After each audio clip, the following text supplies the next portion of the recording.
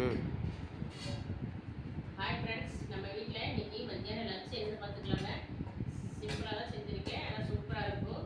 உடம்புக்கு ஹெல்த்தியானதான் பாருங்க. சாதம் சுட சாதம் வச்சுக்கிட்டு அப்புறம் பார்த்தீங்கன்னா பீக்கிங்கானா ஐயோ பீக்கிங்காயா அப்படின்லாம் நினைக்காதீங்க. பீக்கிங்காய் ரொம்ப உடம்புக்கு நல்லது. ஏன்னா அது நார் சத்து காய்.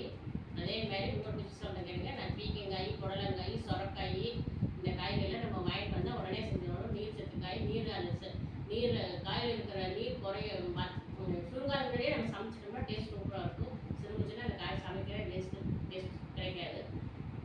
அப்புறம் பீக்கிங்காய் குழம்பா வச்சாச்சு. பீக்கிங்காய் கடையில்